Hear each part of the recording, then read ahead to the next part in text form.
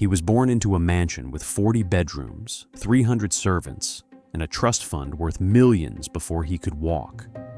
He never applied for a job, never feared a bill, never learned the price of bread. In 1929, he stood on a balcony above Fifth Avenue, heir to a fortune built from railroads and steel, certain the money would outlive him. But 20 years later, he would die in a rented room, his name stripped from the family directory and his pockets nearly empty. This is the story of the sons who inherited empires and lost themselves. Chapter 1. The Boy Who Inherited a Palace. In 1993, auctioneers cataloged the last silver spoon from a mansion his grandfather built from nothing. The estate sale took 4 days. Strangers walked through ballrooms where presidents once danced. They ran fingers along marble imported from Carrara, examined chandeliers that required 3 men to polish, stood in libraries where first edition volumes collected dust behind locked glass. The catalog listed 2,400 items. Mahogany tables sold for $300. Paintings that hung in hallways for 60 years went for less than their frames cost new. By the final afternoon, the gavel fell on sterling flatware engraved with initials most bidders could not identify. This was the last physical evidence of Cornelius Whitmore Blake III, born in 1894, into a world that no longer exists. His grandfather built the fortune rail by rail. Cornelius Blake Sr. started with a single freight line in 1862, the year Lincoln signed the Pacific Railroad Act. He survived the panic of 1873 by sleeping in stations and eating day-old bread. He negotiated right-of-way deals with farmers who could barely read. By 1880, he controlled 900 miles of track connecting Chicago to the Western Territories. By 1890, his railroads moved grain, cattle, timber, and steel across half the continent. When he died in 1903, his estate was valued at $48 million. His son, Cornelius Jr., inherited an empire that ran itself. Lawyers handled contracts, accountants managed ledgers.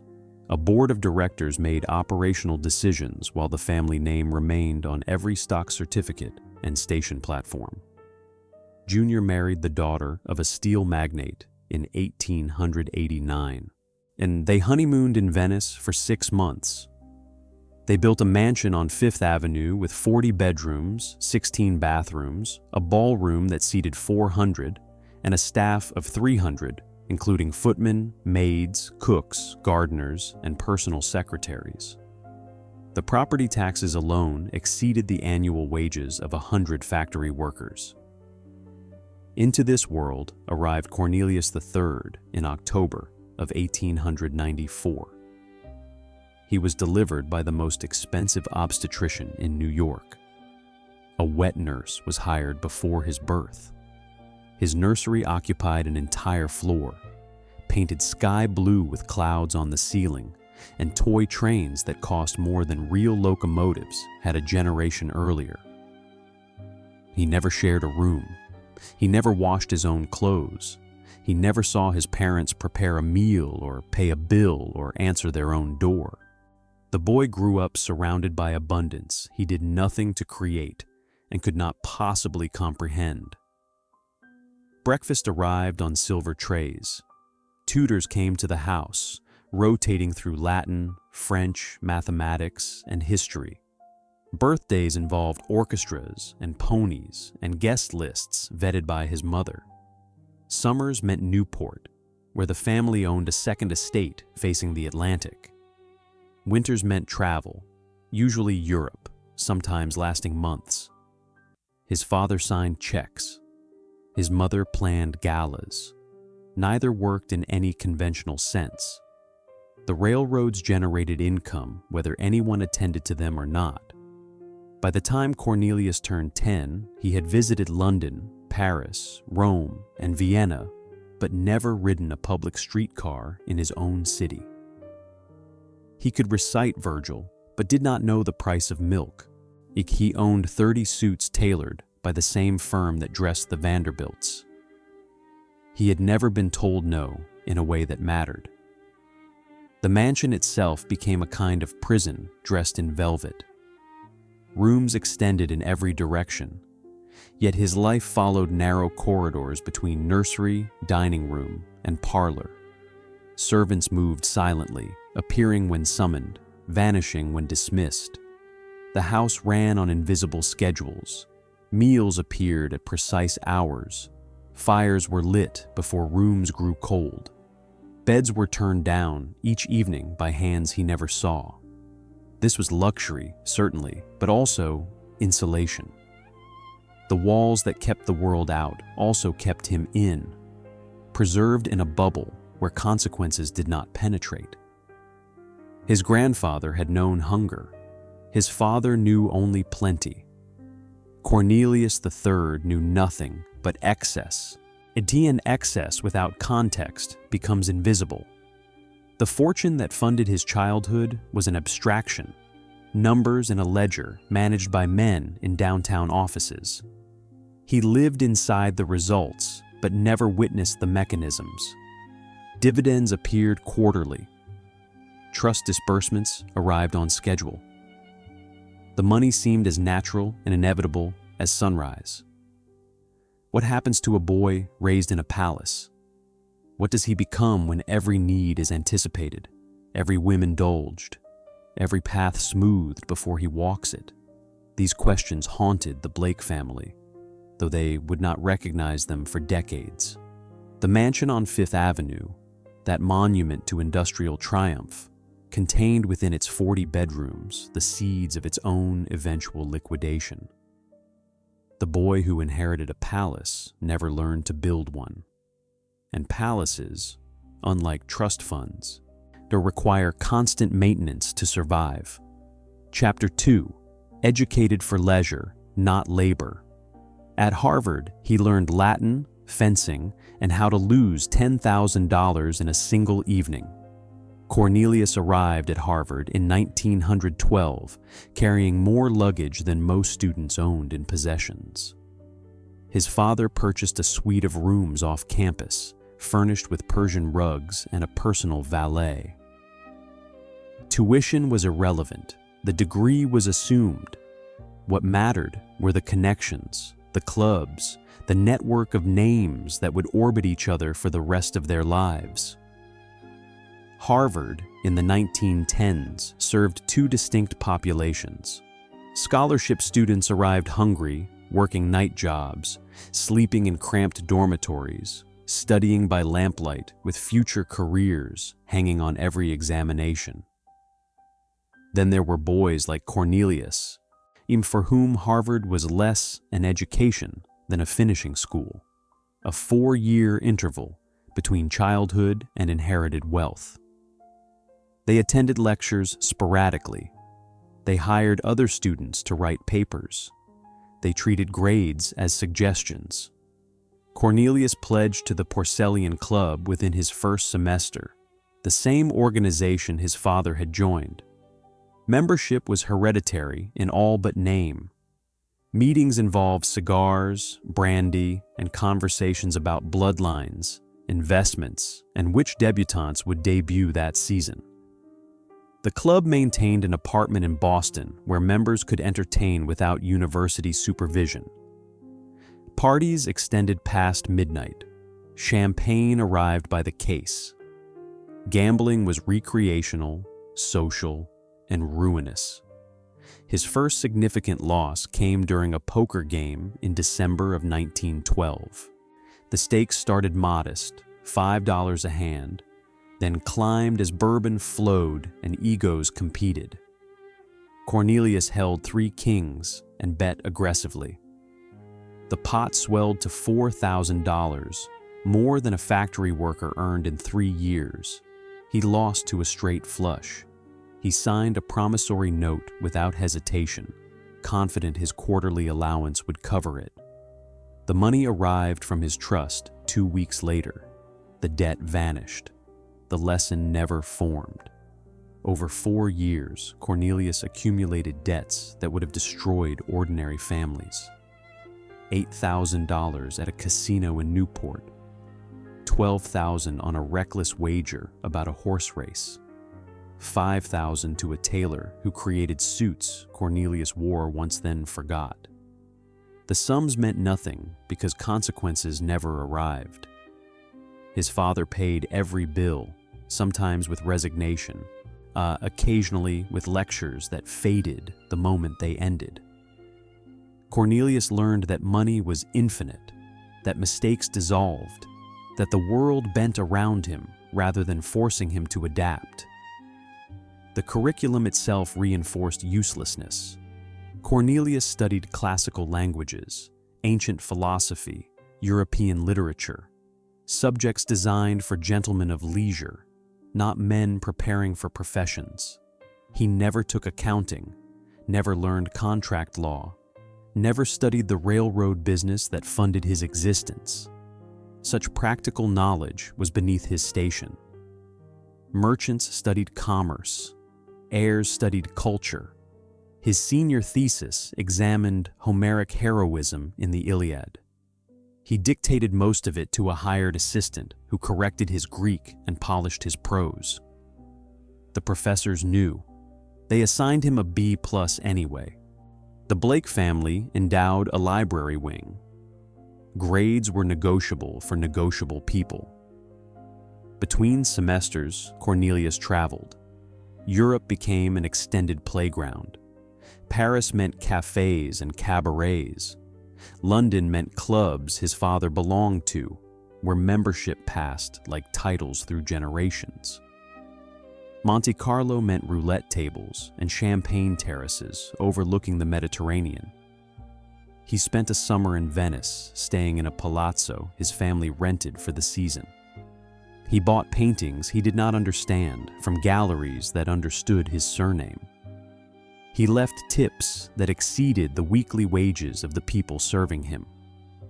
Back at Harvard, his circle consisted entirely of other heirs. They shared stories of travel, complained about trust fund restrictions, mocked the scholarship students who studied desperately in the library. They invented games to combat boredom. Who could spend the most in a single night? Who could arrive at class in the most absurd vehicle? Whose family name appeared most frequently in the society pages?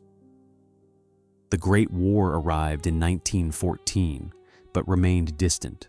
European, someone else's problem. Some of Cornelius's classmates volunteered for ambulance corps, drawn by romantic notions of adventure. Cornelius considered it briefly, then decided against it. His father quietly arranged a medical deferment based on a heart murmur that appeared in records, but never in symptoms. The heir stayed home while the world burned. The railroads thrived on wartime shipping contracts. His trust fund swelled. He graduated in 1916 with mediocre grades, minimal knowledge, and maximum confidence. The degree hung on a wall in the Fifth Avenue mansion. Harvard invited him to alumni functions. He donated generously, ensuring future Blakes would receive the same frictionless passage he enjoyed. But what had he learned? How to dress for galas, how to recognize vintage wines, how to navigate social hierarchies where money bought admission but breeding determined rank. He learned to spend, to indulge, to expect. He never learned to earn, to build, to sustain. His education prepared him exquisitely for a life that was rapidly disappearing, a world where inherited fortunes and inherited roles aligned perfectly, where gentlemen existed as ornaments, where labor was something other people performed. That world was ending, though Cornelius could not see it. The Great War shattered old certainties. Technology accelerated change. Taxation would soon redistribute wealth. New fortunes arose from innovation while old ones calcified. But in 1916, standing in Harvard Yard with a degree and a trust fund, Cornelius felt invincible. The future seemed as secure as the past. The fortune was permanent. His role was set. He had learned everything except how to live without it. Chapter 3. The season when excess became identity. By the age of 25, he was known less for his surname than for the size of his champagne bills. The 1920s arrived like a fever dream. Prohibition became law in January 1920, outlawing alcohol and spawning an entire economy built on breaking that law. For men like Cornelius Blake, the ban was theater. Speakeasies flourished in Manhattan basements, password protected, and serving French champagne and Scottish whiskey to anyone with the right connections and sufficient cash. The law applied to people who could not afford to ignore it. Cornelius became a fixture at the most exclusive illegal establishments. The Stork Club knew him by name. The Cotton Club reserved his preferred table. He arrived after midnight, always with an entourage, often with women whose names he forgot by morning. His tabs ran into thousands of dollars per evening. Champagne towers, bottles of cognac older than the country, cocaine that appeared on silver trays alongside cigarettes. Orchestras played until dawn. The wealthy danced while the rest of America tried to obey laws the wealthy had already circumvented. His 21st birthday party in 1915 had been lavish. His 25th in 1919 was legendary. He rented the ballroom at the Plaza Hotel, invited 400 guests, hired 3 orchestras, and arranged for a fountain that poured champagne instead of water. The event cost $38,000, equivalent to $500,000 in future currency. Newspapers covered it. Editorials condemned it. Cornelius framed the headlines. By now, his identity had narrowed to a single dimension: spectacular excess. Conversations about him rarely mentioned intelligence, kindness, or ambition. They focused on consumption. The yacht he chartered for a weekend cruise to nowhere. The racehorse he bought on a whim and forgot he owned. The Duesenberg automobile custom painted in his family colors. He became famous for being rich. His father watched with mounting alarm. Cornelius Jr. understood that fortunes require stewardship, that capital must be preserved to generate income. He attempted interventions. Dinners where he explained trust fund mathematics, meetings with financial advisors who presented charts showing depletion rates, stern conversations about responsibility and legacy. Cornelius III nodded, agreed, then returned to the speakeasies. The problem was structural. The trust fund disbursed $75,000 annually, regardless of behavior. That income arrived quarterly, predictable as seasons, untethered from effort or achievement. Cornelius could spend recklessly because the money replenished itself. He faced no budget, no scarcity, no trade-offs. Choices that would bankrupt others merely dented his allowance. Women circled him like planets around a sun. He was handsome in a soft, overfed way. His manners were impeccable, drilled into him by tutors and reinforced by society. He could dance, dress, and converse adequately. But his primary attraction was transparent: money. He understood this and did not care. Relationships became transactional. Affection was purchased. Attention was rented. He proposed to Catherine Ashford in 1922. She was the daughter of a banking family, beautiful in the blank way society preferred, accomplished at piano and French and agreeing with men. The wedding cost $60,000. The ceremony took place at St. Patrick's Cathedral. The reception filled the mansion ballroom. They honeymooned in the south of France for 3 months, staying in hotels where royalty vacationed, buying gifts they shipped home in steamer trunks. See, the marriage was doomed from the engagement. Neither loved the other. Catherine wanted the Blake name and access to New York's upper tier. Cornelius wanted a socially acceptable ornament who would not interfere with his actual life. They occupied separate bedrooms. They attended parties together, then pursued separate amusements. Within a year, Catherine took a lover from among their social set. Cornelius responded by taking several. 1929 arrived with Cornelius at the peak of his social presence. He was 34 years old. He had never held a job, never created anything, never contributed beyond the spending that employed tailors and bartenders and chauffeurs. His days followed empty rituals. He woke near noon. He bathed and dressed with assistance from his valet. He lunched at his club, and he attended the theater or the races. He gambled. He drank. He returned home after dawn and slept while the city worked. His father's health declined that summer. Cornelius Jr. suffered from heart problems, weakened by decades of rich food and minimal exercise. He knew his son was unprepared, that the fortune faced threats the boy could not comprehend. He rewrote his will, placing stricter controls on disbursements, appointing trustees with actual authority.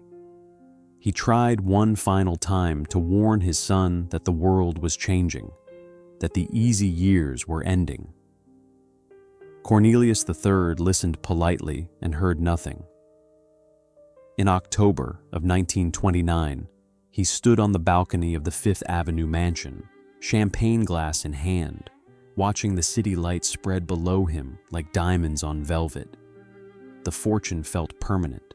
If the parties would continue, the trust fund would provide forever. He could not imagine the morning when it would all stop. Chapter 4: The Crash That Shook Nothing. When the market collapsed in 1929, his allowance did not. October 29, 1929. Black Tuesday. The stock market lost $14 billion in a single day. Fortunes evaporated between breakfast and lunch. Men who woke wealthy ended the day bankrupt. Suicides became epidemic.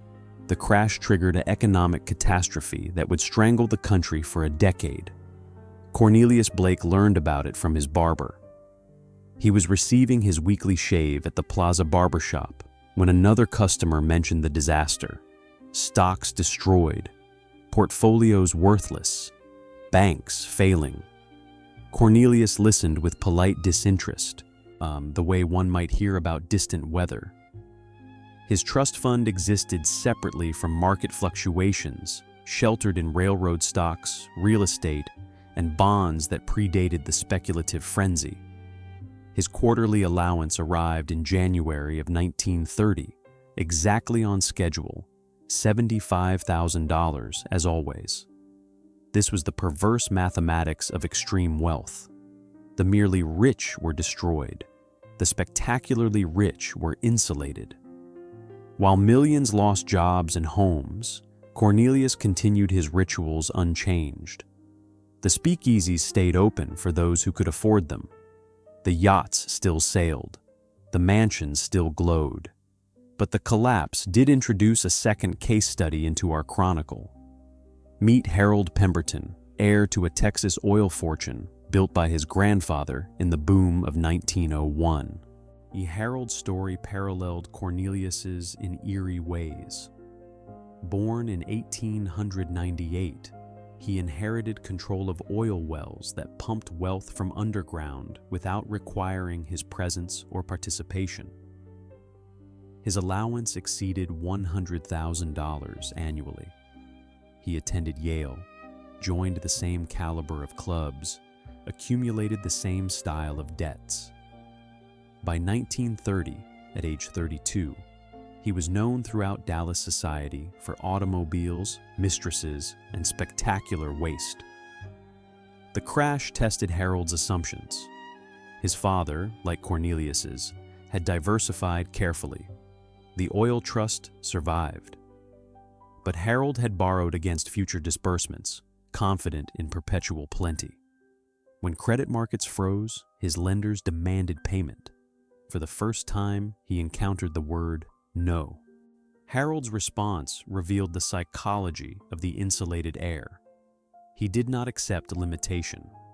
He borrowed more from different sources at worse terms. He sold heirlooms to cover immediate debts while maintaining his lifestyle. He convinced himself this was temporary, that abundance would return, that his birthright protected him from ordinary consequences. Back in New York, Cornelius watched the breadlines form and felt nothing. The depression was happening to other people. His world remained intact. He attended fewer parties only because some hosts had lost everything, not because he economized. His marriage to Catherine disintegrated into open hostility. They communicated through servants. They avoided each other in the mansion's vast spaces. Neither filed for divorce because scandal would affect their social standing. And social standing was the only currency they truly valued. The trust fund that protected Cornelius also imprisoned him. The structure his grandfather built assumed stability. The trustees could not adjust to changing conditions because the terms were locked. While the railroad business contracted, laying off thousands of workers, closing unprofitable routes, the trust continued paying out as if prosperity were permanent. This was unsustainable, but the mechanisms to change it required legal action no one pursued.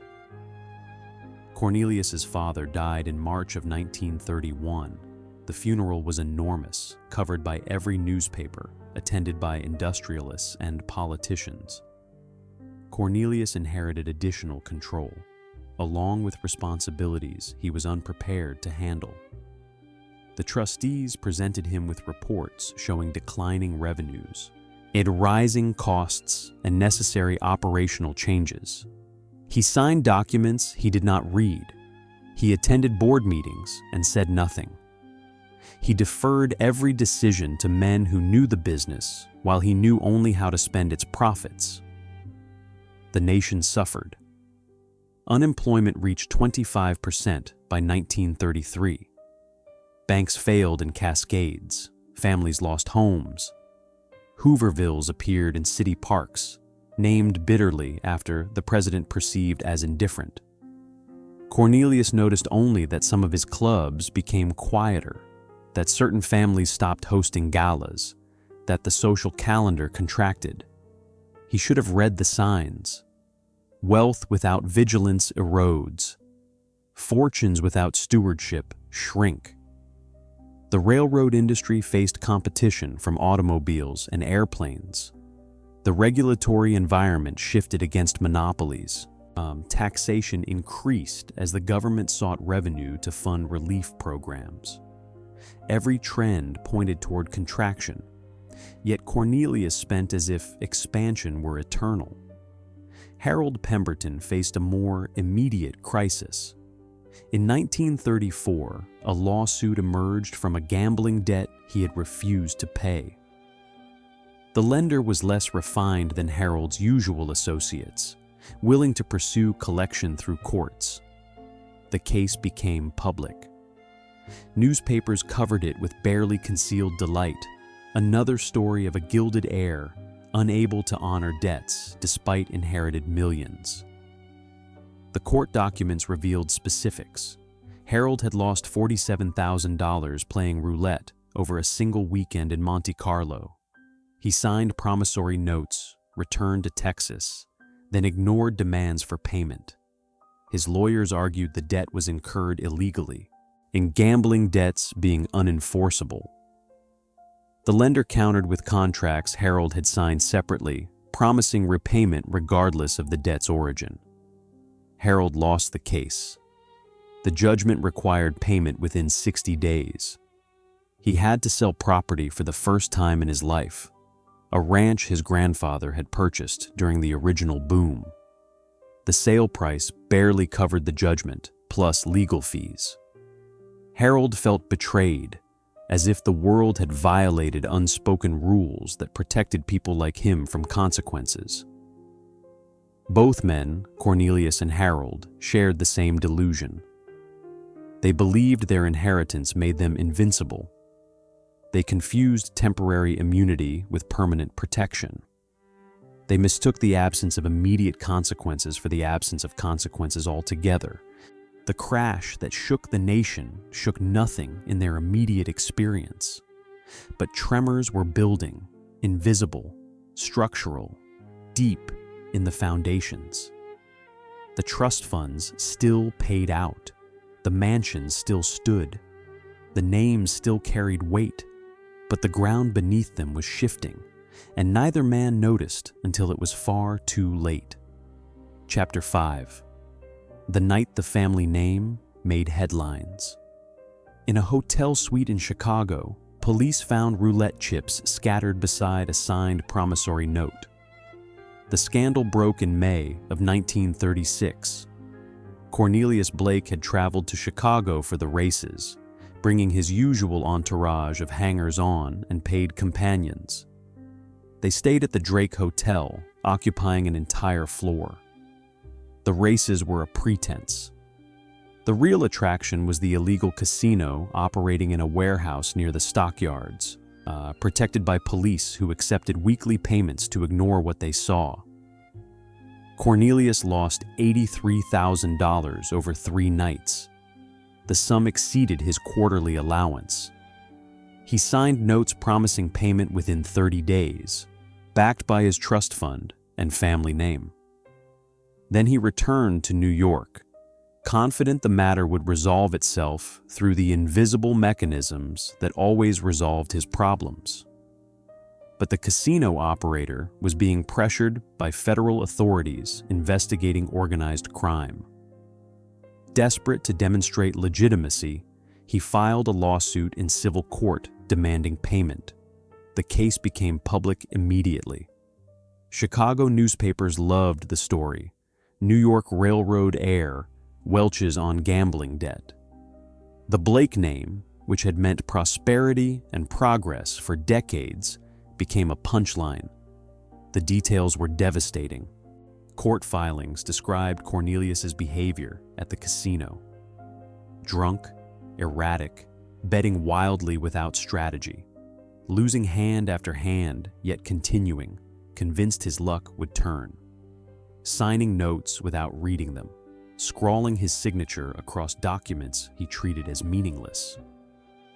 The casino had witnesses, documentation, even photographs showing Cornelius at the roulette table, champagne glass in one hand, chips in the other. His lawyers argued the debt was unenforceable, gambling being illegal. But the promissory notes were written carefully, describing the loan as for business purposes. The casino operator had learned from Harold Pemberton's case. The contracts would survive scrutiny. Cornelius was forced to settle.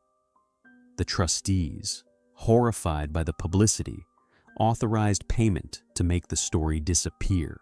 On $83,000 plus legal fees drained from the trust. But the damage was done. The scandal was reported in New York, Los Angeles, London.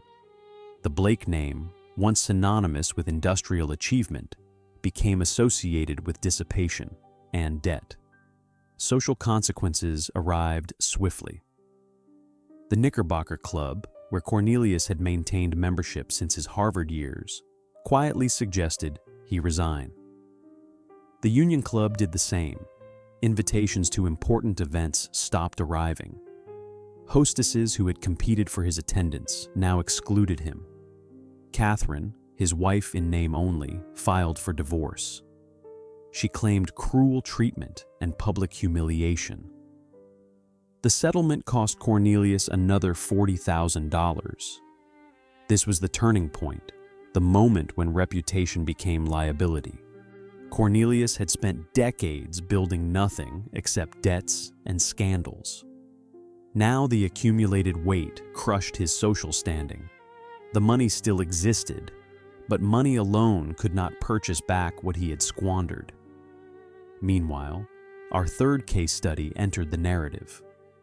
Meet Richard Sterling, born in 1902, grandson of a Pittsburgh steel magnate who had built an empire from blast furnaces and vertical integration. Richard inherited control of a trust fund worth $6 million when he turned 25 in 1927. The sum generated income exceeding $150,000 annually. Richard followed the now familiar pattern: elite education without purpose, extravagant spending without restraint. By 1935, he was married and divorced twice, in each settlement costing him hundreds of thousands. He owned racehorses that never won, yachts he rarely sailed, homes he barely visited. He was known in Pittsburgh society as charming, handsome, and utterly useless. The steel industry was collapsing around him. His grandfather's company, now managed by professional executives, struggled against foreign competition and labor unrest. Strikes shut down mills. Courts forced wage agreements. Profits declined year over year. The trust fund still paid out, but the source was weakening.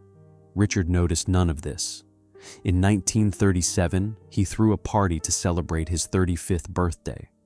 The event cost $60,000. Jazz bands, acrobats, a menu designed by a French chef, flown in specifically for the occasion. Champagne fountains, ice sculptures, saw fireworks over the estate grounds.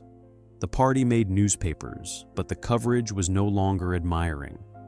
Editorials condemned the excess, while millions remained unemployed. Public opinion was shifting. Inherited wealth, once celebrated, now faced scrutiny and resentment. The three men, Cornelius, Harold, and Richard, never met. They existed in separate cities, separate social circles. But their stories converged toward the same destination. All born into fortunes they did nothing to create. All educated for leisure in a world that was eliminating leisure as a viable lifestyle. All convinced their birthright protected them from the ordinary rules of consequence and scarcity. The headlines that announced their scandals marked the beginning of the end. Once your name appears in newspapers for the wrong reasons, the descent accelerates. Clubs close their doors. Business opportunities evaporate.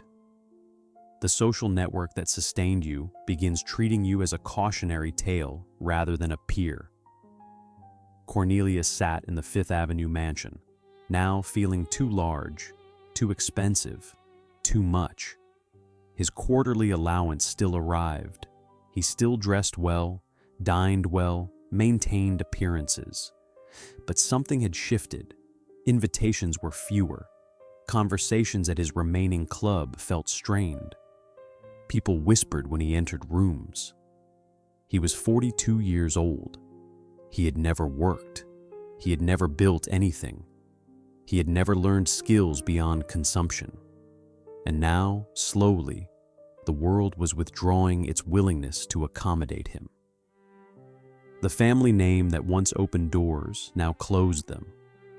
And the money, while still present, could no longer buy back what his behavior had destroyed. Being Chapter 6, Disinherited in Plain Sight. The will was amended quietly, but its message was unmistakable.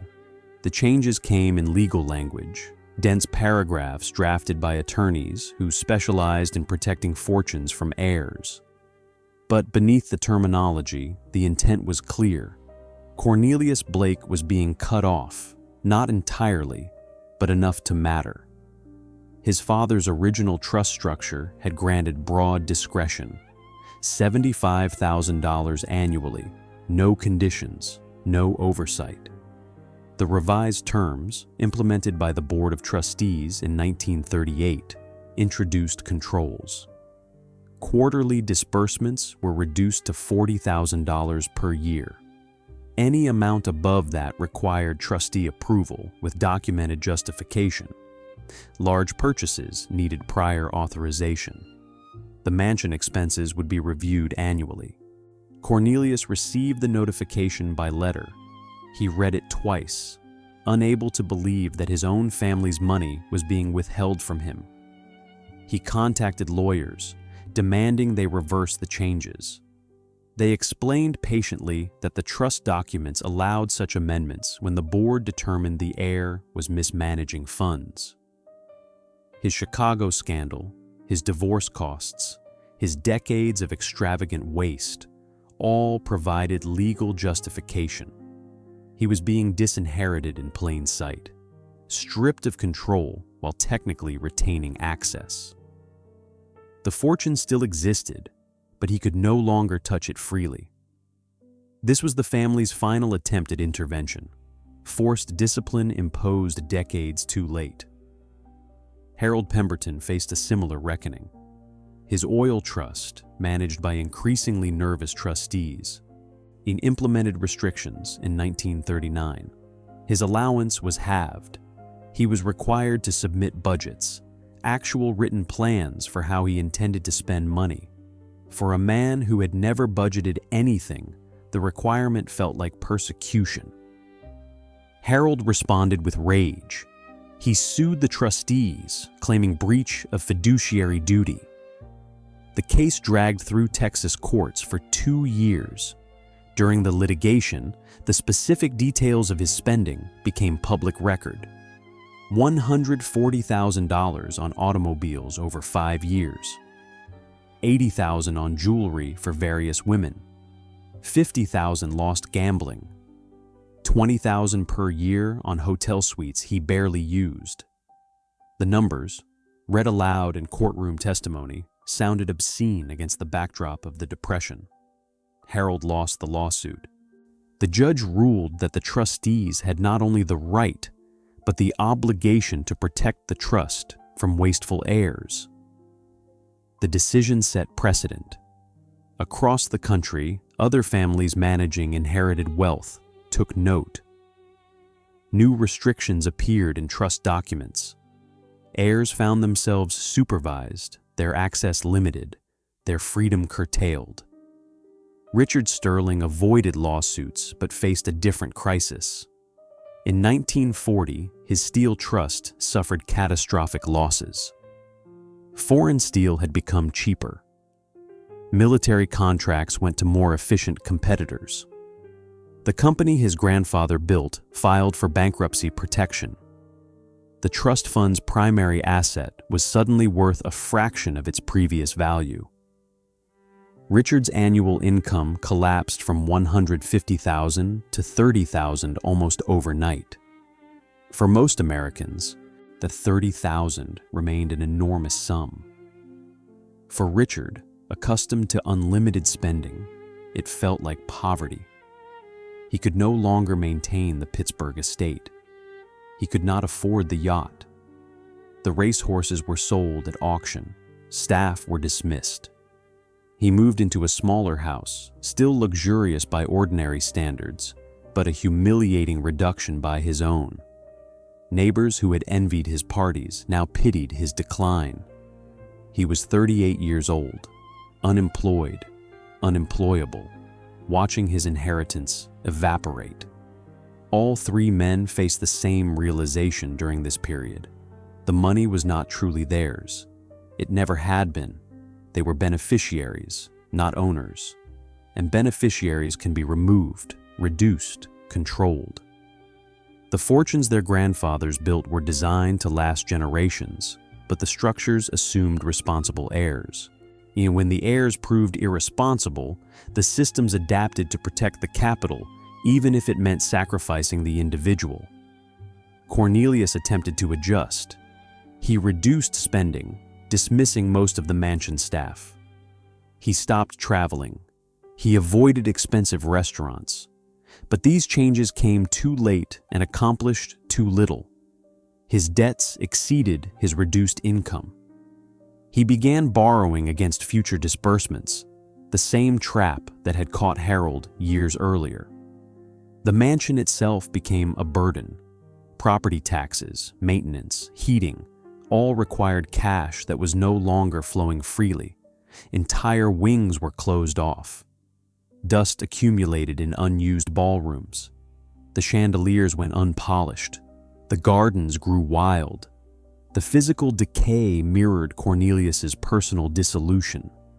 Catherine, his ex-wife, remarried a banker and moved to Connecticut. She gave interviews to society pages, describing her relief at escaping the Blake name. She painted herself as a victim of Cornelius's recklessness, which was partially true and entirely strategic. The interviews ensured she would be welcomed in circles that now excluded him. By 1941, as America prepared for war, all three heirs occupied strange positions. Still wealthy by most measures, but declining rapidly. Still living in mansions or estate houses, but unable to maintain them properly. Still bearing famous surnames, but now those names carried embarrassment rather than prestige.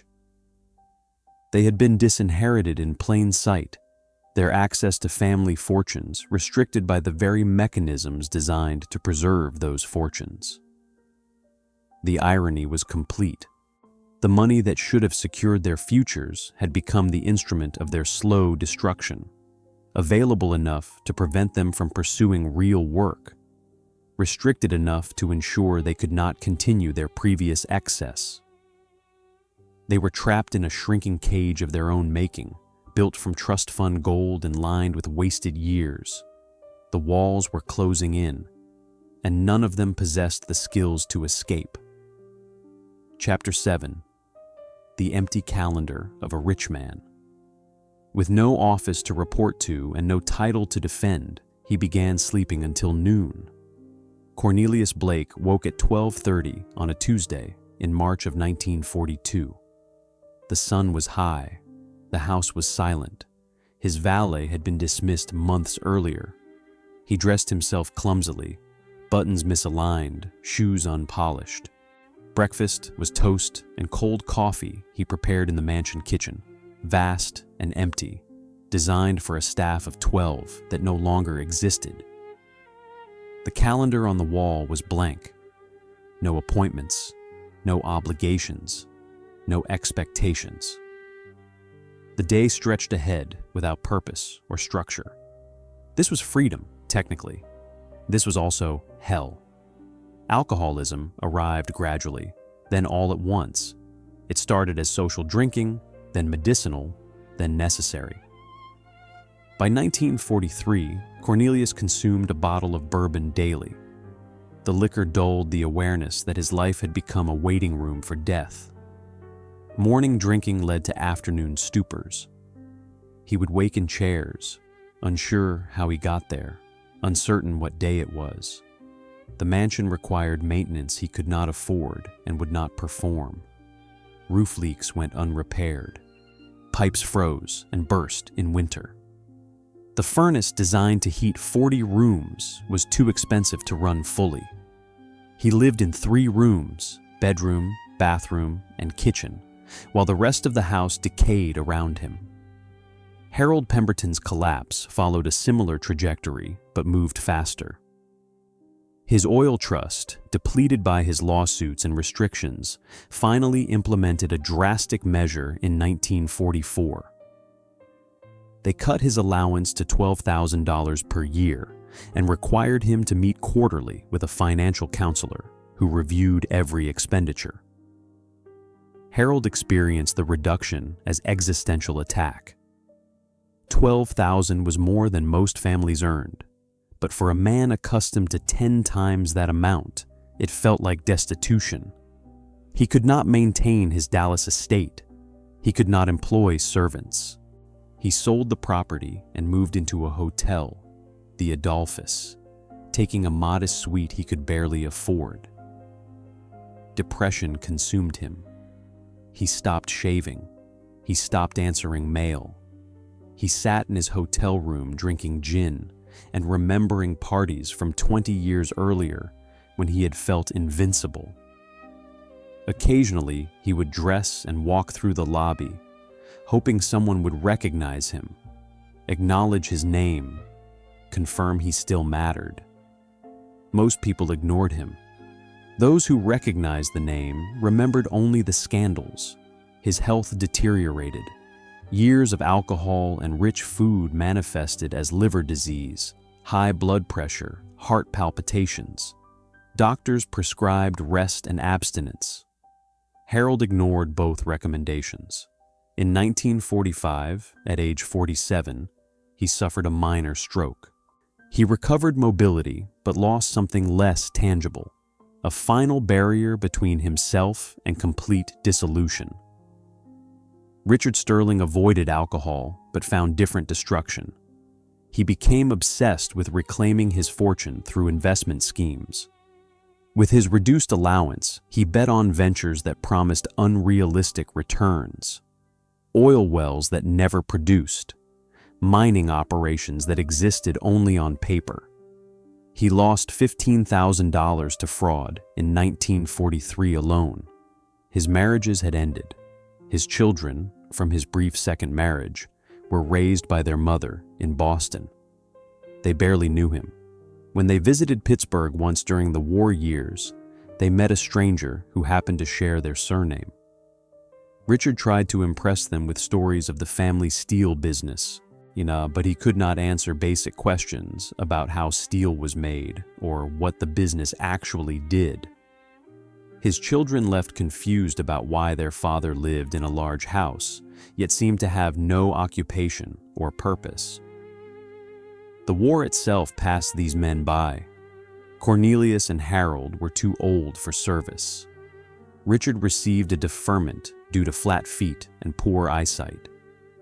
They contributed nothing to the effort.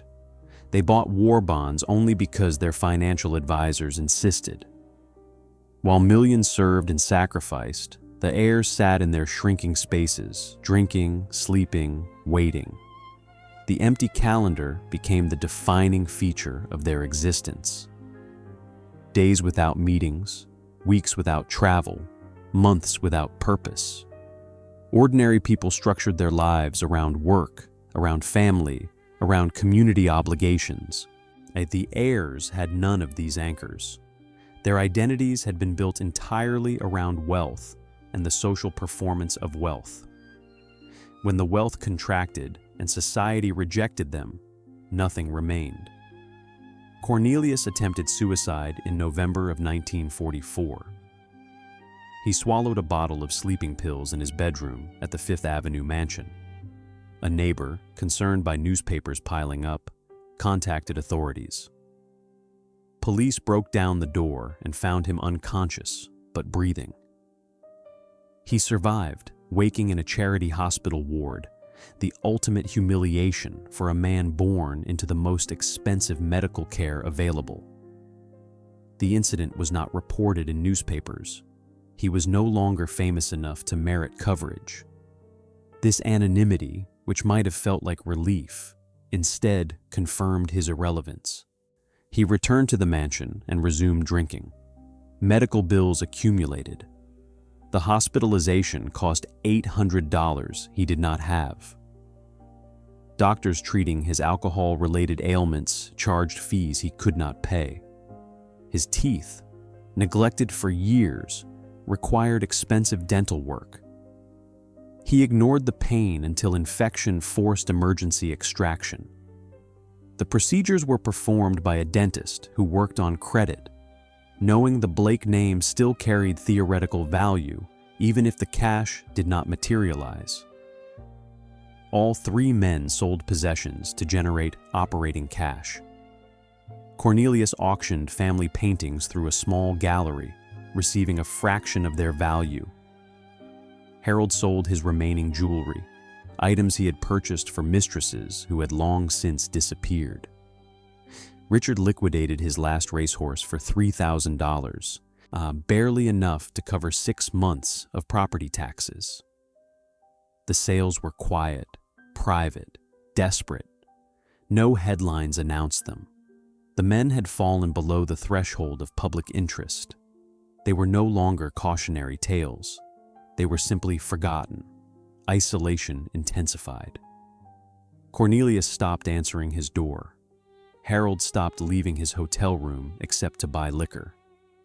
Richard wandered his Pittsburgh house, talking to himself, conducting imaginary conversations with his grandfather, explaining decisions he never actually made, defending actions he never actually took.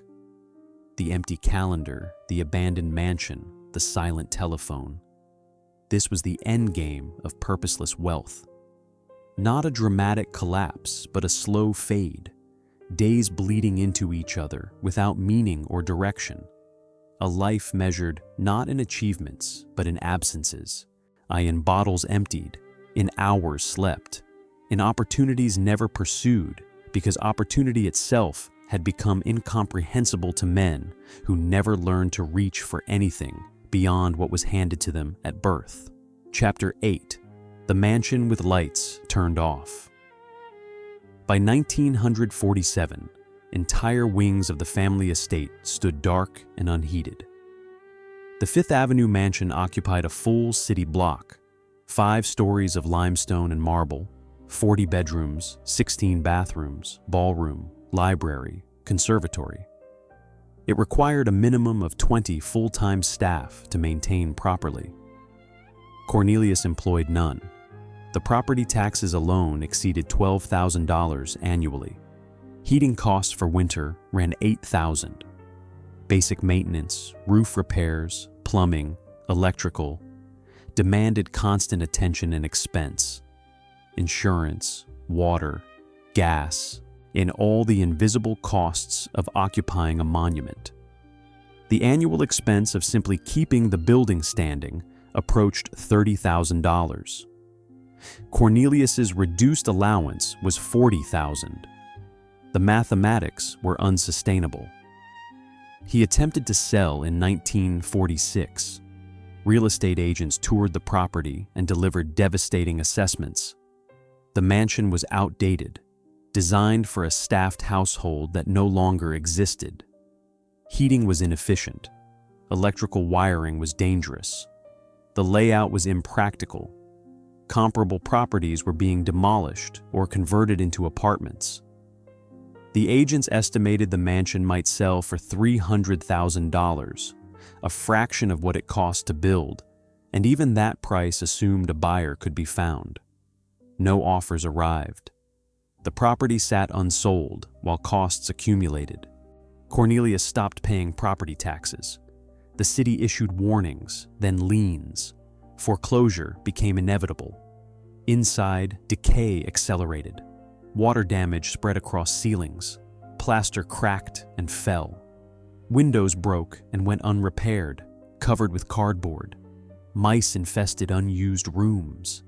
The smell of mold and neglect permeated everything. The ballroom where presidents had danced now housed broken furniture and boxes of unsorted family papers. Cornelius lived in the former servant quarters, 3 small rooms on the top floor that were easier to heat. He cooked on a hot plate. He bathed infrequently.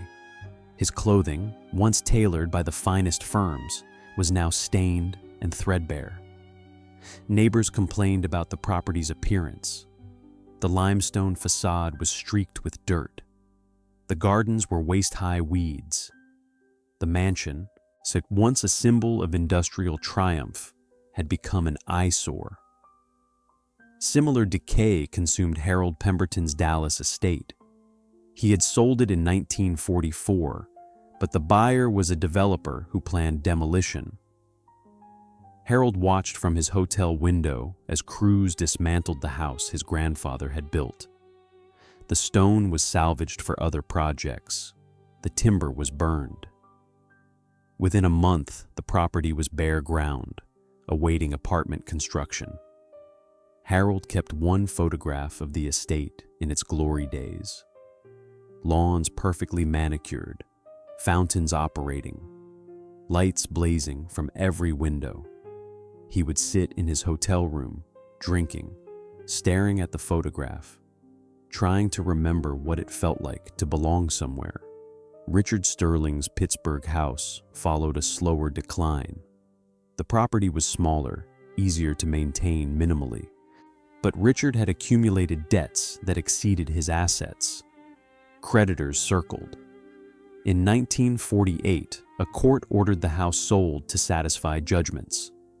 Richard contested the sale, arguing the property was held in trust and therefore protected. The courts disagreed. The sale proceeded. The auction lasted one afternoon. Art collectors purchased paintings at discounted prices. Antique dealers bought furniture for resale. The house itself sold for $60,000 to a local businessman who converted it into offices. Richard received nothing. The proceeds went to creditors. He moved into a rented apartment above a drugstore, 2 rooms with shared bathroom down the hall. The scale of the collapse could be quantified precisely. Cornelius's trust fund, once worth $8 million, it had shrunk to $1.2 million by 1948 through mismanagement and legal fees. His annual income, reduced to $40,000, barely covered his debts. Harold's oil trust was depleted to $400,000, generating income of only $8,000 per year. Richard's steel trust was worthless, the underlying company having liquidated completely. The 3 men, who had collectively inherited approximately $18 million in 1920s currency, now possessed combined assets worth less than $2 million. They had consumed or squandered $16 million in wealth that had taken their grandfathers' lifetimes to accumulate. The destruction was comprehensive, methodical, entirely self-inflicted. Rumors of curses circulated. Society whispered about family jinxes, about fortunes that carried doom, about wealth that destroyed its inheritors. The stories offered supernatural explanations for mundane realities. There was no curse. There was only the predictable mathematics of spending without earning, indulgence without discipline, inheritance without preparation. The mansions themselves testified to this truth. Buildings are not metaphors. They are physical structures requiring ongoing investment. Without maintenance, they decay. Without heat, pipes freeze. Without residents who care, they become ruins. The Blake Mansion, the Pemberton Estate, the Sterling House, all followed this trajectory because their occupants lacked the will or resources to preserve them. Cornelius received eviction notices in 1949. The city had finally moved to seize the property for unpaid taxes. He had 90 days to vacate. He spent those days wandering the empty rooms, touching walls, remembering parties, reconstructing a past that felt increasingly fictional. On his final night in the mansion, he sat in the ballroom by candlelight. The electricity had been shut off months earlier. The massive space echoed around him. He tried to remember his grandfather, the man who built all this, but the memory would not form. He had never really known him. The old man had died when Cornelius was 9. They had barely spoken. What would his grandfather think, seeing this ending? The fortune dissipated, the mansion abandoned, the name forgotten. Cornelius wanted to believe the old man would understand, would forgive, would acknowledge that the burden of inheritance was its own kind of curse. But he knew the truth. His grandfather would feel only contempt. The old man had survived financial panics, built a railroad empire from nothing, worked until the day he died. He would see his grandson's failure as exactly what it was: weakness, waste, refusal to adapt. The lights went out one by one across all the estates in all the cities. The mansion stood dark and silent, monuments to fortunes that could not survive the transition from one generation to the next, from builders to inheritors, from those who made wealth to those who merely spent it. Chapter 9. The Last Night in a Rented Room. He checked into the hotel under his own name, though few still recognized it. January 7th, 1951. The Roosevelt Hotel, 2 blocks from Grand Central Station, a mid-tier establishment catering to traveling businessmen and provincial tourists. Young Cornelius Blake registered at the front desk, signing the ledger in shaky script. The clerk glanced at the name, saw nothing familiar, assigned him room 412. The rate was $8 per night. Cornelius carried 1 suitcase containing everything he still owned. 3 changes of clothing, toiletries, a folder of legal documents he no longer understood, a photograph of his grandfather he had removed from the abandoned mansion. The photograph was creased, water-damaged, barely recognizable. The room was small, clean, adequate. 1 bed, 1 chair, 1 desk, 1 lamp. A radiator clanked and hissed. The window overlooked an air shaft.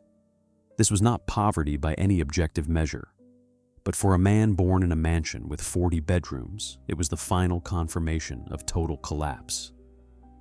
His health was failing comprehensively. Cirrhosis had yellowed his skin. His hands shook constantly. He coughed blood most mornings. Doctors had warned him years earlier that continued drinking would kill him. He continued drinking. What else was there? The trust fund still existed technically, still generated a small income, but legal complications had frozen disbursements pending resolution of various debts and claims. His trustees had abandoned active management, waiting for him to die so they could distribute the remains to distant relatives who might be more responsible. Cornelius received occasional small payments, enough to cover the hotel and minimal food. Nothing more. He spent his final weeks in that room reading old newspapers.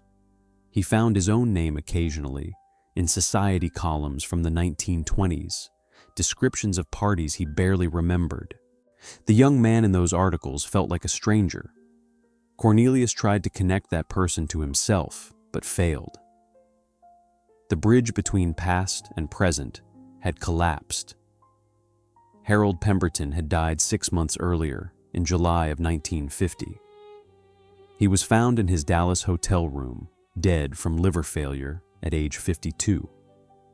The obituary in the Dallas Morning News was 4 sentences long. It mentioned his grandfather's oil fortune, noted his birth and death dates, listed no survivors.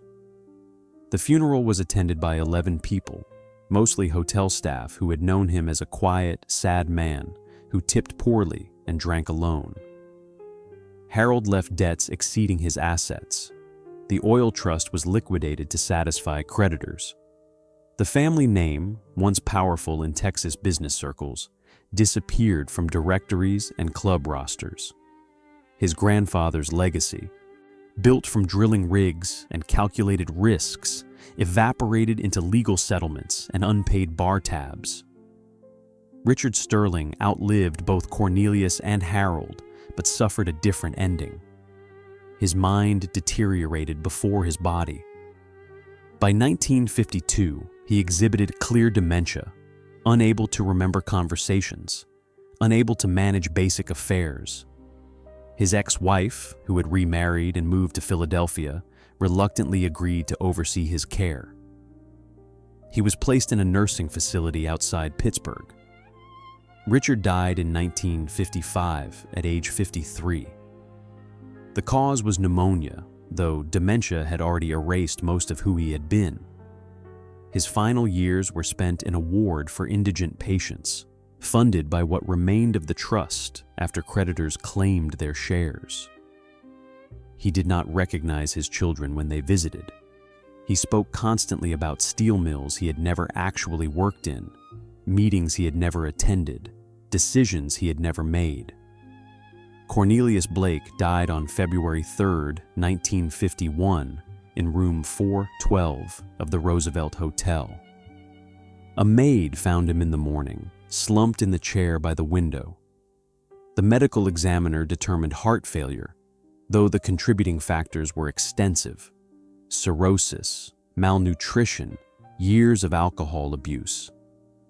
He was 56 years old. His wallet contained $9 and a membership card to a club that had expelled him a decade earlier. The bank account held $63. The trust fund, after legal fees and creditor claims, distributed approximately $40,000 to distant cousins who had never met him. The funeral was held at a funeral home in Queens, arranged by his lawyers, who felt obligated to provide something dignified. 17 people attended. None were family. A few were lawyers. Several were former servants from the mansion who came out of curiosity or pity. The service lasted 20 minutes. Cornelius was buried in a plot purchased by the trust, marked with a simple stone bearing his name and dates. No newspapers covered his death. The Blake name, which had once commanded front-page headlines, passed unremarked. The fortune that should have secured his immortality had instead purchased his erasure. The scale of the collapse could be measured in distance. From the Fifth Avenue mansion to the Roosevelt Hotel, less than 2 miles. From 40 bedrooms to 1. From 300 servants to none. From millions in assets to $63. The trajectory was not complex. It was gravity operating on lives that had lost all structural support. What killed these men was not poverty. Cornelius died more comfortably than millions of Americans. What killed them was purposelessness. They had been raised for lives that no longer existed, educated for roles that had disappeared, prepared for nothing except spending money they would eventually lose. In the end, they were not tragic in the classical sense. They were simply obsolete. Men designed for a world that had moved on without them, carrying surnames that no longer opened doors, possessing skills that had never been useful and never would be. The hotel room where Cornelius died was cleaned and rented the next day. The new occupant, a salesman from Ohio, had no idea whose death had occurred there hours earlier. The bed was made, the floor was mopped, and life continued, indifferent to the ending it had hosted. The fortunes outlived the men, but only barely. Trust funds dwindled, dispersed, dissolved. Family names faded from club memberships and society directories. The mansions were demolished or converted. The legacy of the grandfathers, those titans who built railroads and drilled for oil and forged steel, survived in historical records, but not in living descendants who carried forward their ambition. The sons who inherited empires died in rented rooms, their pockets nearly empty, their names already forgotten, and the world barely noticed their passing. Chapter 10. Auctions of a Dynasty. The gavel fell 143 times in a single afternoon. May 4th, 1953. Park Bernay Galleries on East 57th Street. The Blake Estate Auction, a final liquidation of possessions from the Fifth Avenue mansion that had stood empty since Cornelius's eviction and subsequent death. The catalog was substantial: furniture, paintings, silver, china, carpets, chandeliers. Everything that could not be sold before the foreclosure was now being auctioned to recover tax debts. The city was seller, the public were buyers, and the Blake family was absent entirely. Item 1. A Chippendale dining table. Seats 18, rosewood, circa 1790. Estimated value $6,000. Sold for $1,100. The buyer was a restaurant owner furnishing a new establishment. The table that once hosted senators would now serve tourists ordering steak. Item 17. A portrait of Cornelius Blake Sr., painted by John Singer Sargent in 1898. Estimated value $25,000. Sold for $4,500. The buyer was an anonymous collector. The painting would hang in a Connecticut estate, valued for Sargent's signature, not the subject's identity. Item 43. A set of sterling silver flatware, 280 pieces, monogrammed with the Blake family crest. Estimated value $8,000. Sold for $2,000. The buyer was a silver dealer who would melt most of it, selling the metal by weight, destroying the monograms that had marked 3 generations of family meals. The auction proceeded through crystal, through linens, through carpets. Each item sold for less than its insured value, less than its replacement cost, often less than its historical significance warranted. The market did not care about provenance. A chair was a chair, and silver was silver. The Pemberton Estate auction in Dallas followed similar patterns in 1951, shortly after Harold's death. That sale dispersed oil paintings, Western art, Native American artifacts Harold's grandfather had collected. Total proceeds, $68,000. Creditors received pennies on the dollar. The family name disappeared from Texas society registries within a year. Richard Sterling's possessions were sold in 1956 after his death and the complete depletion of his trust. The Pittsburgh auction was smaller, sadder. Most valuable items had been sold years earlier. What remained was furniture too damaged to move, books with broken spines, china with chips. The total sale brought in $9,000, not enough to cover the storage fees that had accumulated. These auctions revealed brutal truth about material legacy. Objects have value only while markets assign it. A mansion built for $2 million might sell for $300,000 in a changed market. A painting purchased for $10,000 might fetch $2,000 when fashion shifts. The possessions these families accumulated, the physical manifestations of their wealth, evaporated into market transactions where sentiment held no weight. But the auctions also served as public record of the collapse. Newspaper coverage of the Blake auction included photographs. The Sargent portrait propped on an easel, the dining table surrounded by empty chairs, the silver displayed on velvet. Readers saw the gap between estimate and sale price. They understood the dynasty was truly ended. The proceeds from these liquidations paid debts, satisfied liens, covered legal fees. What remained was distributed per trust documents to distant relatives. Cornelius's cousins, who had maintained successful careers in law and banking, received checks totaling $6,000 each. They deposited the money without ceremony. The Blake fortune, which had peaked at $8 million, ended as modest additions to middle-class bank accounts. Harold Pemberton's estate, after all debts and costs, distributed $11,000 to a nephew in California who had met Harold once at a family gathering in the 1930s. The nephew used the money as down payment on a house in Pasadena. The Pemberton name appeared on that deed for 1 generation, then disappeared when the nephew's daughter married and changed her surname. Richard Sterling's assets, completely consumed by debts and care costs, distributed nothing to anyone. The family trust was dissolved.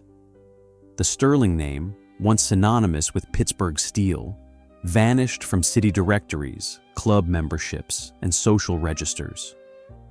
His children, raised by their mother under her remarried surname, never claimed connection to their father's legacy. The mathematics of liquidation were simple. The three families, collectively worth approximately $18 million when the heirs came of age, dispersed less than $200,000 in actual inheritance to the next generation. The rest was consumed by spending, debts, legal fees, taxes, depreciation, and market forces. $16 million vanished, not stolen, not lost in markets, not destroyed by disaster. Simply spent, wasted, consumed across decades of purposeless excess. The grandfathers had built fortunes through discipline, sacrifice, and calculated risk. The grandsons had destroyed those fortunes through indulgence, negligence, and passive surrender. The auction catalogs became historical documents. Researchers studying Gilded Age wealth patterns would later reference the Blake, Pemberton, and Sterling sales as examples of generational wealth destruction. Business schools used the cases to teach about trust fund management and the dangers of unrestricted inheritance. But the auctions meant nothing to the men they commemorated. Cornelius, Harold, and Richard were dead before most sales occurred. They never saw the final accounting, never knew the exact figures of their failure. They died believing, perhaps, that some vestige of the fortune would survive, that their names would endure, that their grandfathers' achievements would outlast their own mistakes.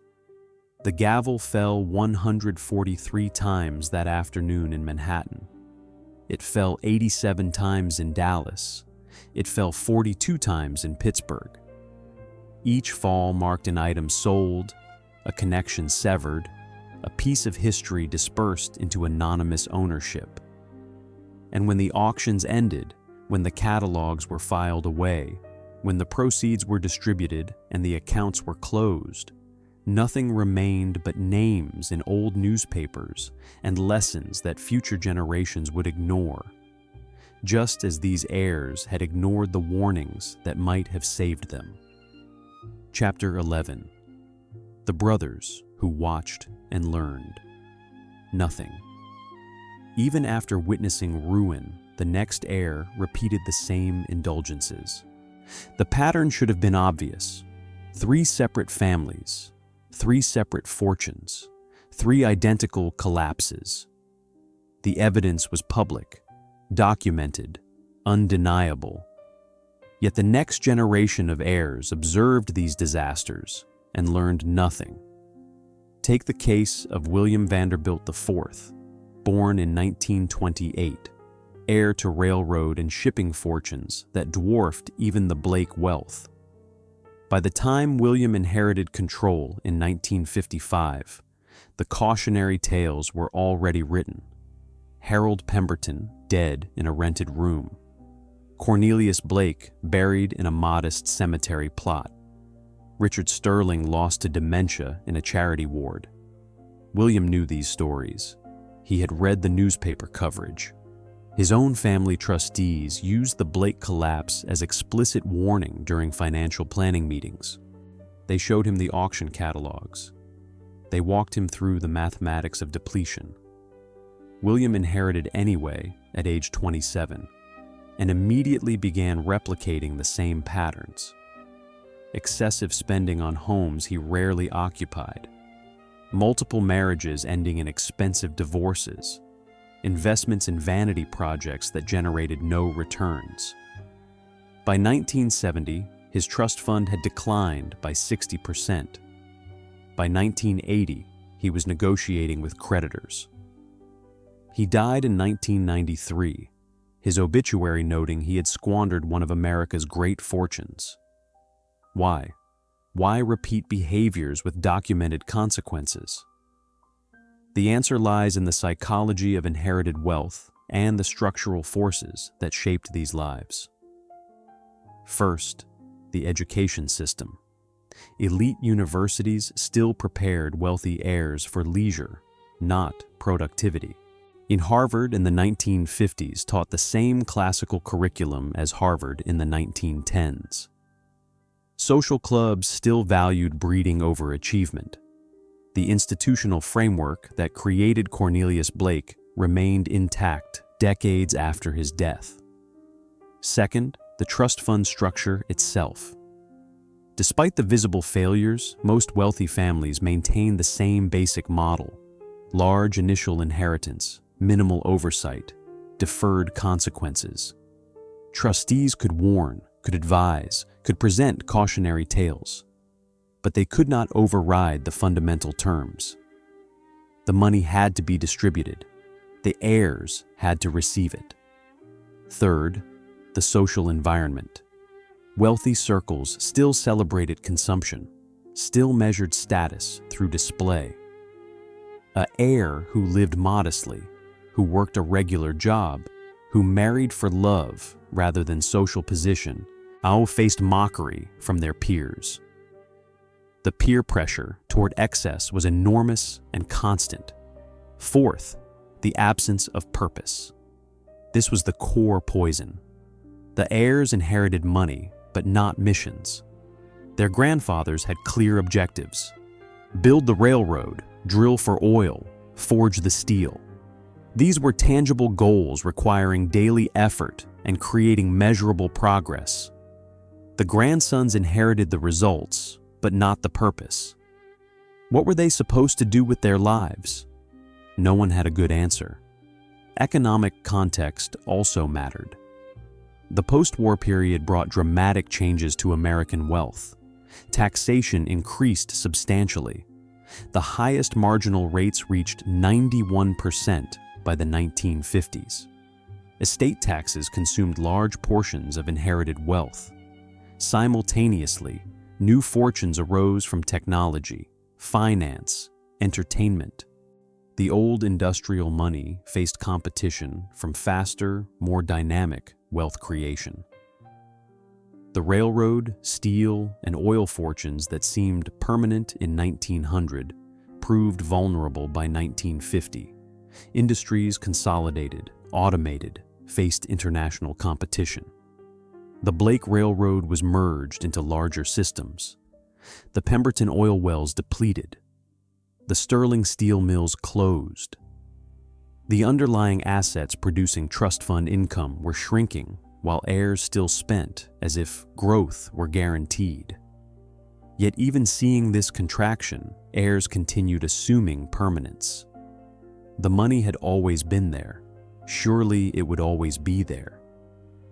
The trust fund was a natural force, like rain or sunrise, not a finite resource requiring careful management.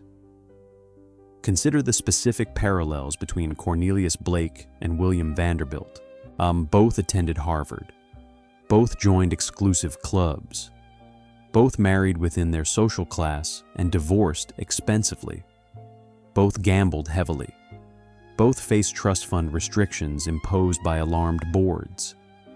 Both sold family estates to cover debts. Both died with minimal assets despite inheriting millions. The gap between their births was 34 years.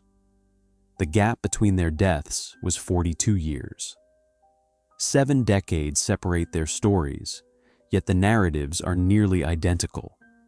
The lesson was ignored because the structural forces remained unchanged. Some families did learn. The Rockefellers developed foundations, channeling wealth into philanthropy and creating purpose for heirs through charitable work. The Mellons maintained active business involvement, requiring heirs to participate in management rather than merely collecting dividends. These families survived across generations because they built systems that demanded contribution, not just consumption. But most wealthy families followed the Blake model: money in trust, heirs receiving income, minimal expectations for productivity. And most saw similar results: gradual depletion, social collapse, family names fading from prominence. By the late 20th century, the pattern was so well established that financial advisors developed entire practices around preventing it. trust fund structures became more sophisticated, introducing incentive clauses that match distributions to earned income. Educational trusts provided more for heirs who completed degrees or training. Some families implemented complete disinheritance, enforcing heirs to make their own way while charity received the fortune. These innovations came too late for Cornelius, Harold, and Richard. They came too late for William Vanderbilt and dozens of others who repeated the same mistakes. But the reforms proved the original problem was structural, not personal. It was not that these men were uniquely weak or stupid. It was that the systems designed to preserve wealth across generations had fundamental flaws that guaranteed eventual failure. The brothers who watched learned nothing because the systems that shaped them taught nothing worth learning. They were educated to consume, praised for display, rewarded for excess. The market forces and social pressures all pushed toward the same outcome: spectacular waste followed by quiet ruin. And so the pattern continued, generation after generation, fortunes built and fortunes lost, names rising and names falling, the same story repeating with different actors but identical scripts. Chapter 12. When Fortune Forgets Its Children. The fortunes survived in trusts and foundations, but the sons did not. Walk through any major American city today. Look at the buildings bearing old names: Blake Foundation, Pemberton Medical Center, Sterling Museum of Art. The surnames persist, carved in stone above doorways, printed on charitable tax forms, spoken at fundraising galas. The fortunes, or fragments of them, continue generating returns and funding causes. But the men themselves? Forgotten completely. Search for Cornelius Blake III in historical records. You will find auction catalogs, a brief obituary, scattered references in society columns from the 1920s. Nothing substantial, no biography, no legacy. His grandfather has multiple books written about him, railroad histories that detail his achievements. Cornelius III appears, if at all, as a footnote to his grandfather's story, a cautionary example of wealth squandered. This is the final truth about inheritance without identity. The money can outlive the man. The family name can persist after the family dies. But individual identity, the specific person who lived and failed, dissolves almost immediately. The Blake fortune, what remained after Cornelius's death and the auction liquidations, was reorganized into a charitable trust per the original founder's will. The trust funds scholarships for engineering students, ironic given that Cornelius never studied anything practical. The foundation distributed $300,000 in grants last year. The fortune survives, doing work its heir never did. The Pemberton oil wealth followed similar paths. Harold's grandfather had established a foundation during his lifetime, anticipating that future generations might prove unreliable. When Harold depleted his personal trust, the foundation remained untouched. It continues funding medical research in Texas. Harold's name appears on the original incorporation documents. His life appears nowhere else. The sterling steel money vanished more completely. Richard's trust was fully consumed, but his grandfather's original company, though bankrupt, left physical legacy. The mills became industrial parks. The patents entered public domain and influenced steel production worldwide. The grandfather's achievement survived despite the grandson's failure. This reveals something profound about wealth and legacy. Money is not meaning. A fortune in the bank does not constitute a life well lived. The grandfathers are remembered because they built something, created jobs, advanced industry, shaped their eras. Their wealth was a byproduct of achievement, not the achievement itself. The grandsons possessed the wealth but lacked the achievement. They consumed without creating. They spent without earning. And so, when the money ran out, nothing remained. No buildings they constructed, no businesses they founded, no innovations they introduced. Only the absence, the space where a life might have been. Consider what these three lives reveal about ambition and purpose. Cornelius, Harold, and Richard had every advantage: education, connections, capital, time. They could have pursued any interest. They could have funded scientific research, backed artistic endeavors, launched businesses, entered professions. The world was available to them in ways it was not to ordinary people. They chose nothing. Or more precisely, they chose pleasure, which is the laziest choice available. Pleasure requires no discipline, no delayed gratification, no sacrifice. It is the path of least resistance, and it leads nowhere. The tragedy is not that they were rich. The tragedy is that they had the resources to be anything and chose to be nothing.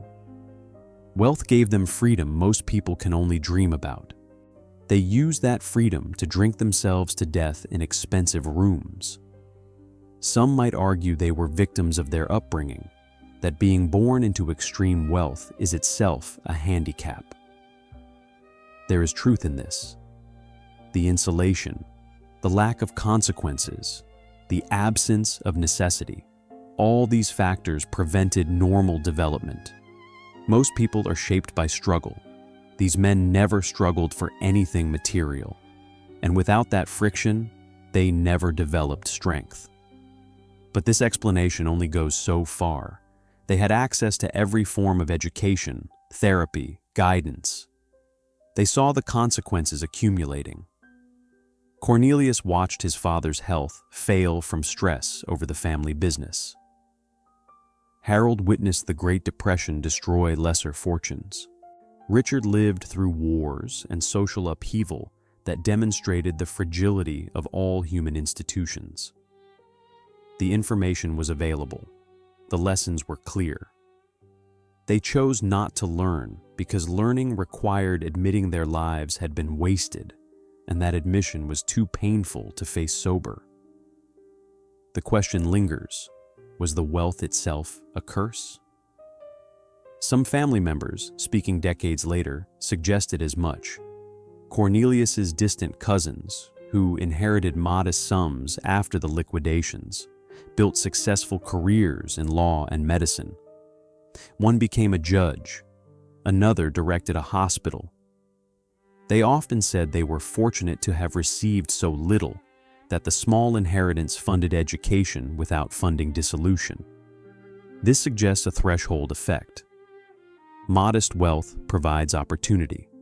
Extreme wealth removes necessity. And necessity, it turns out, is crucial to human development. We need to strive, to struggle, to risk failure in order to build character and capability. Remove all pressure, and most people collapse into their worst impulses. But the curse explanation remains too simple.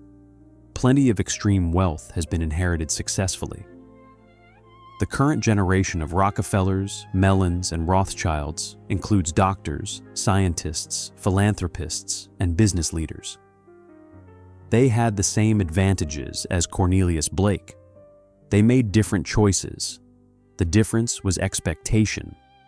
Successful, wealthy families demanded contribution. They created roles for heirs within family businesses or foundations.